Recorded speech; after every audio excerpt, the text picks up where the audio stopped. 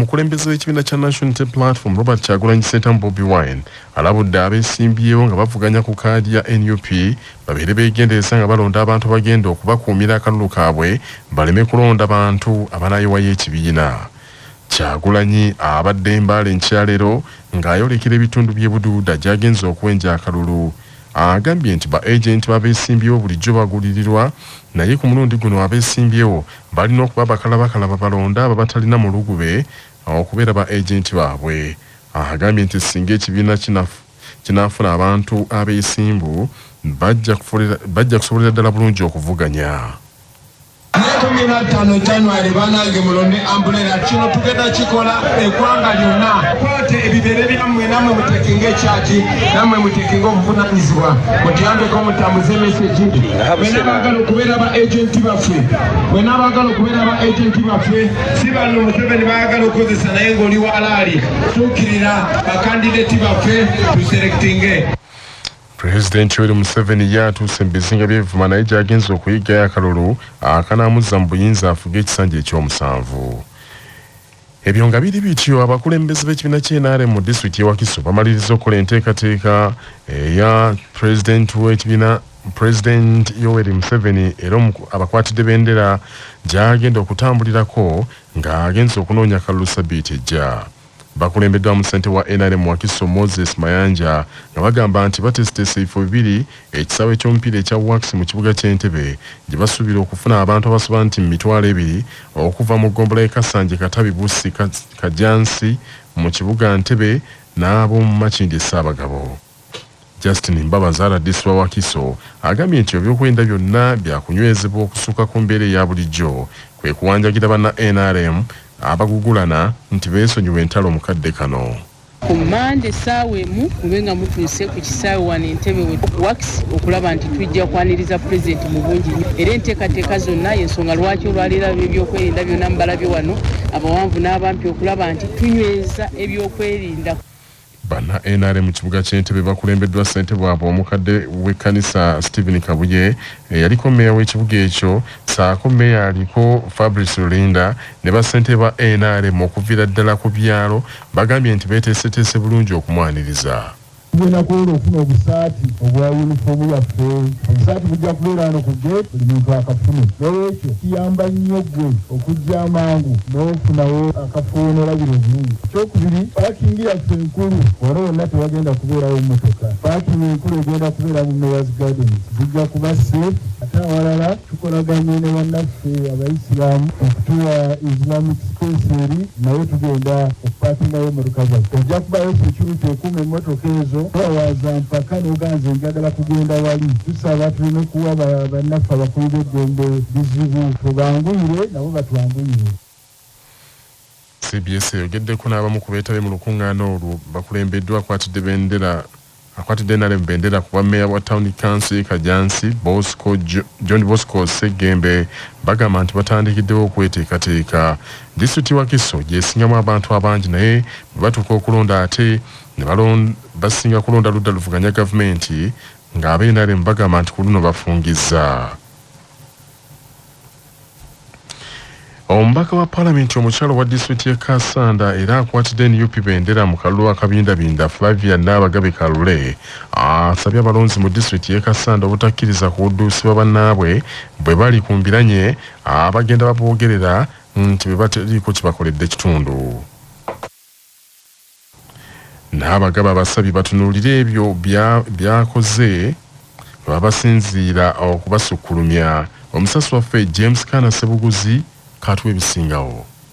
Flavia Nabagabe Kalule nga imbako omukyala owa disitulikiti y'e Kassanda mu kiseera kino ono nga Paalamenti yagiyingirira ku kaadi y'ekibiina ekinene ku ebyo ebivuganya gavumenti ekya NUP nga ne mu kiseera kino yakomawo okusaba bannakassanda okumuwa ekisanja ekirala era ku kaadi emu ey'ekibiina ki NUP agamba nti bannaabwe be bazanya nabo omuzannyo guno ogw'ebyobufuzi naddala abo abali mu kibiina ekiri mu buyinza omulimu gwe bakoze omukulu gwe gw'okubametta enziro nga bwe basibye abantu be bakulembera mu kitundu kino mu mbeera embi olw'okuba nti abantu be balonda tebatuuka butereevu wa mukulembeze wa ggwanga. Kati ono lwaliro ng'awenja akalulu miruka okulirwa ntale n'ebbinikira ayiseyisemu ebyo byakoze mu kisanja kye ky'emyaka 5 kwe kusaba bannakassanda obutakkiriza muntu abawuddiisa. by'omulimu okugaba obugaali bw'abalema twali wano wennyini emyanzi mu disitulikiti yonna mwe twawera abantu baffe obugaali obubayambako ebitanda amalwaliro omubiraba tubitaddeyo tuyambye abavubuka mu mbeera zonna okutumbula ebitone byabwe mu ngeri zonna basebo ne banyaba ekisinga obukulu kyamaloboozi gaffe tugakozeseza mu palamenti okubaweesa ekitiibwa luno oluguudo lwe tuliko era lwe tulaba nga tulira muzeeyi kalakata wano weyajja n'atugamba nti twalonda bubi ababaka ba palamenti abali wano kuba tebannalukuba koolaasi oluguudo olwo ndwanjudde mu palamenti emirundi mingi. Akalulu kanako omubaka omukyala owa disitulikiti y'e Kasanda Flavia Kalule n'abagabe akalimu n'abantu abawerako kyokka ng'okusinga amutaddeko embiranye ye Rebecca Tunda akutte kadi y'ekibiina abalwadde mu ddwaliro lya gavumenti eri Namasagali Health Center 4 ekisangibwa mu disitulikiti y'e Kamuli mu Busoga bawanjagidde gavumenti bafunira abasawo abakugu ekome ku bakozi mu ddwaliro eryo ababagolera ne babayita ne bassemugayaavu. Bino babitegeezezza minisita w'ebyobulambuzi mu bwakyabazinga bwa Busoga Helen Namutamba omu ku bakulembeddemu kaweefube okunoonyeza Pulezidenti Yoweri Museveni akalulu e Busoga nga akolera mu ofiisi y'omumyuka wa Ssaabaminisita asooka Rebecca Alitwala Kadaga. Bagambye nti oluusi batuuka n'okugatta abaami n'abakyala mu waadi y'emu enkola gye bagambye nti yabulabe nnyo. Wodi ey'abasaadde eno bwe bateyinga ey'abakyala teyigwire batoola n'abasaadde batamu wodi ey'abakazi kale wodi ey'abakazi temala n'ey'abasaadde yonna oli kibona ntono yonna temala aye ku bya treatment ko tuzire kiratwogera batukola kulungi era batwidanda batulabirira omusayige gubaawo bagutwa eddagala eriba baidanda b'abaana kale ku ekyo twafuna emirembe maama Kadaga yebala okubaawo mwinduzo wano godi ntono ey'abakyala bagutolera abakazi babatawalala n'abasaadde aye wazira buzibu bundi buli awo abasawo batufaako ino naddala ne mu maternity eri amaani mangi.